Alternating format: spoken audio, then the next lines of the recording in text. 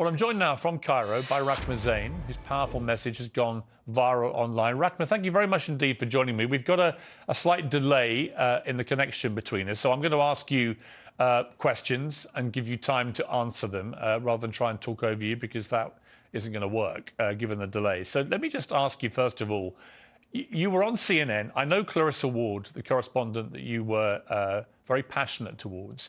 In my opinion, having worked at CNN, she is one of the best foreign correspondents in the world. And I felt absolutely has tried to straddle this very tricky line of reporting fairly and accurately on what is a horrendous conflict. When you look back at yourself in that exchange with Clarissa, how do you feel about the way that you addressed her? Do you have any regret? Or do you feel you could have expressed yourself differently? Or do you feel that it accurately represented how you were feeling? I'm not going to waste my time talking about the report with Clarissa because this takes away from the point. You mentioned before there was a deadlock in the debate. There's no deadlock in the debate. There is terror in the debate. You are unable to debate with Israel because what's happened so far is we're witnessing the sick relationship between the United States and Israel, where basically the United States has given a permission for Israel to have genocide on ground. And what's happened is we're seeing no one can say no to Israel. The United Nations isn't able to say no to Israel without repercussions. Media figures aren't able to say no to Israel without repercussions. So what ends up happening is that you're basically raising a spoiled brat you're unable to say no to, that has now grown up to be a sociopath. And let me reiterate that the relationship between the United States and Israel is putting the world in jeopardy. So what we're witnessing now is a serious issue where both parties need to reassess their relationship. I understand that Biden, because he's pitted his own people against each other and wasted billions of dollars giving them to Israel instead of looking at his own homeless, his own medical care issue, his own student loans issue. So a lot of American people are also extremely angry, and they're also looking at unfair coverage. The reason this video has gone so viral, one, it's alarming that it's gone so viral, because what should be going viral is the footage that we are witnessing out of Palestine, out of the occupied territories, of children being massacred. It's not a war. A war assumes that both parties are on equal footing. Okay, I hear you. What I would say in response to that is that on October the 7th, Hamas, who are the ruling authority in Gaza, committed an act of such heinous terrorism, killing 1,500 people, including 260 people at a music festival. In 1948, let me finish, Rahma. Let me finish. What happened let me just then? ask, what about the militia? Rahma, let me just ask you the question.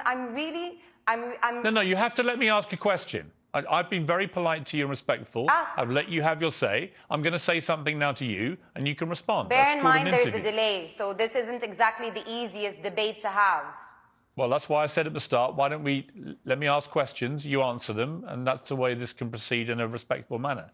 I would simply say to you that I've had a number of pro-Palestinian voices on this program in the last 2 weeks, and a number of pro-Israel voices. Many of the pro-Palestinian people I've had on have been very quick to condemn what Hamas did on October the 7th. Some have not. What's your position? Before we get to what you just said to me about what Israel has done and what America's doing and so on, what is your view as someone in Egypt about what happened right on your border there in Gaza by Hamas against Israel? It's a very fair question. But the thing is, maybe I have a privilege being so close to the border, having many Palestinian friends, knowing more history, that I understand that once you oppress a people, and again, I'm not justifying what happened. The killing of civilians on both parts ought to be condemned. But the danger in you starting an interview asking me to condemn Hamas, then pours into Israel's blind defense of its own state, which ends up killing over 5,000 Palestinians, over 700 dead. And going back to the report that you were discussing at the beginning with the CNN reporter, the issue with that is everything is always taken out of context. And this is the issue we have with Western media. Had the journalist been there on ground with the volunteers that night, as for example I was, she would have listened to the bombardment of Israeli bombs that start from 2:30 a.m. and do not stop.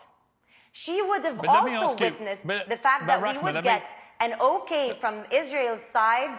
I'm not done. From Israel's side, that the supplies would go in, and then it's like they toy with your morale so that for hope from both sides is stopped.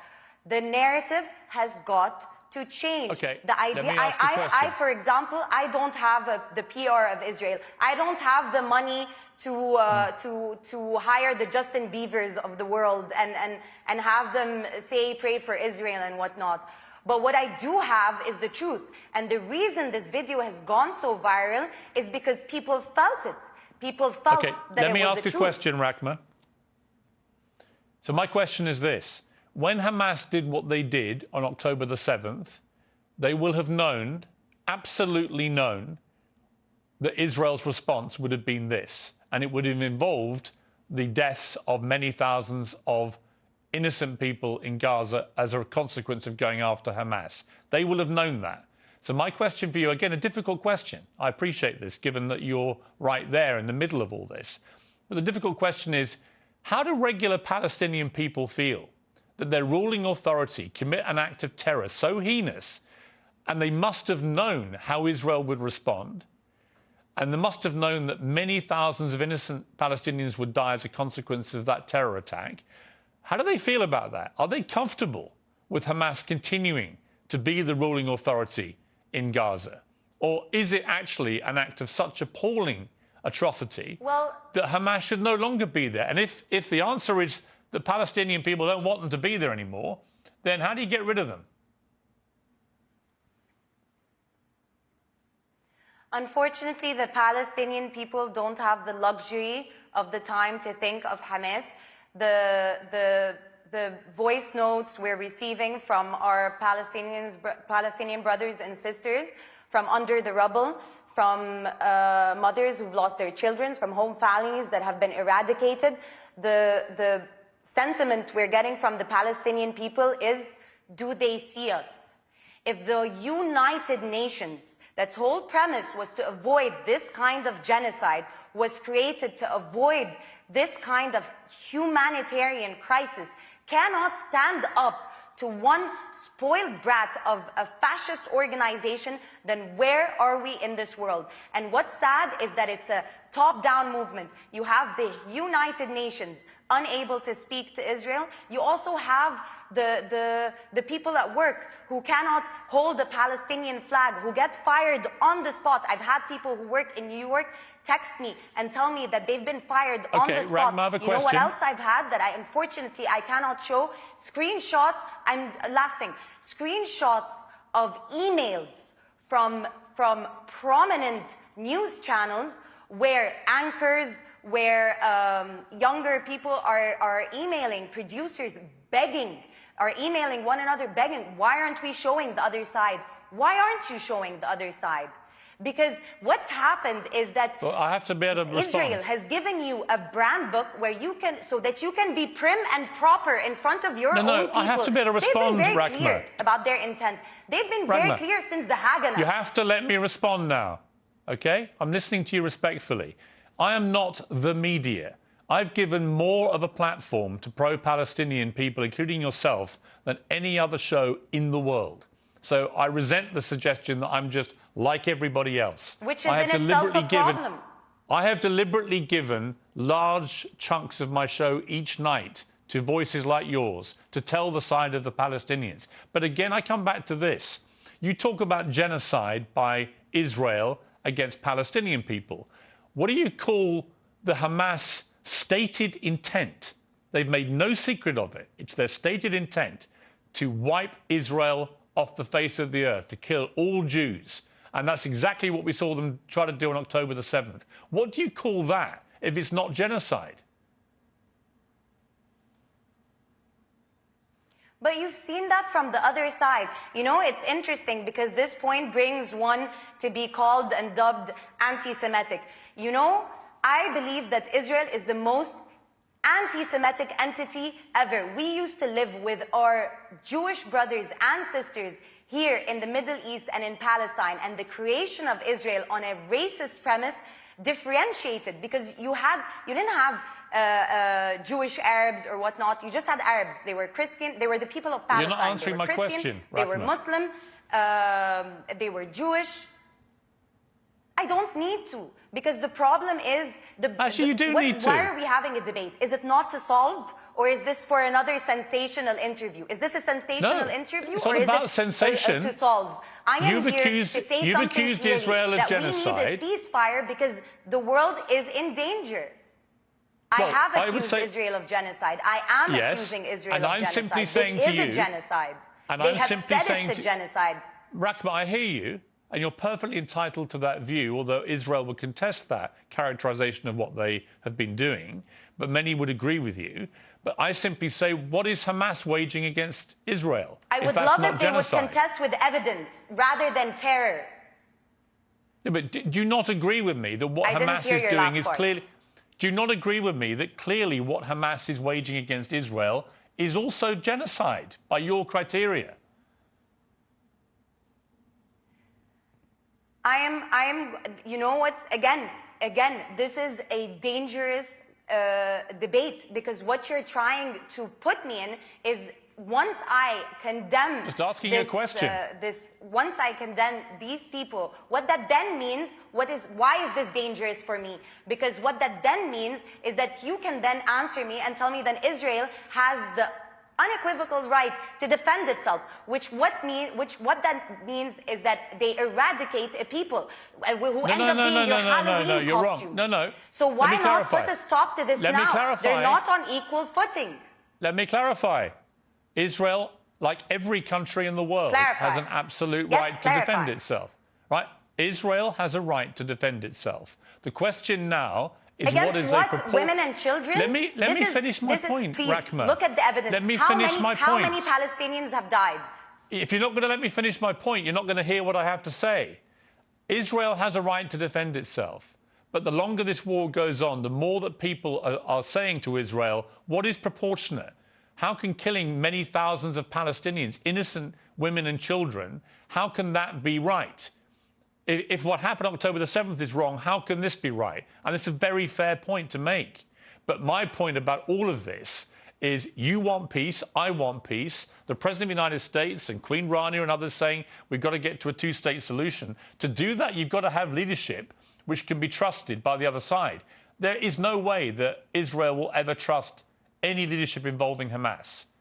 And I would say the same, by the way, about the Palestinian view of Benjamin Netanyahu. I don't think they trust him either. I think you need new leadership on both sides. And that's where the conundrum is going to be. How do you get to that place where it's no longer Hamas controlling Palestinians and no longer Benjamin Netanyahu in charge of the Israeli side?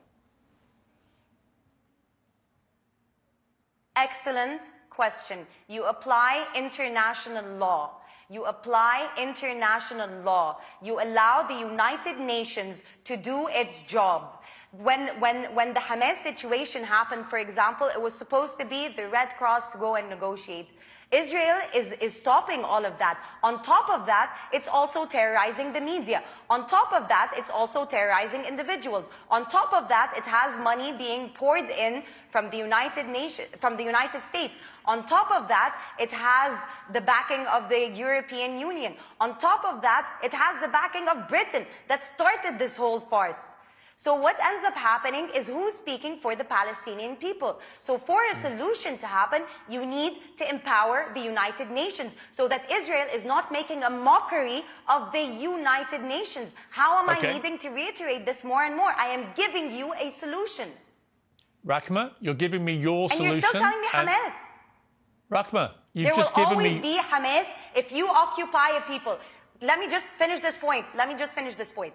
If you occupy a people, if women in labor are having to give birth at checkpoints, if you're having people imprisoned, if you're having this merciless bombardment of Palestinians, you are going to breed Hamas. It starts with the stronger party. Rahma, I've given you a long amount of time. And this is today. why the jargon is dangerous. Okay, I hear you. And I respect your right to your opinions. And I've given you the platform to air them. And I appreciate you coming on the program. Thank you very much. Call for a ceasefire then. That's not my job. My job is to try and interview people at the center of this. You may not like that, but it is. But I appreciate you coming on the program. Thank you. Interviews, sure. It wasn't sensational. It wasn't. But thank you very much.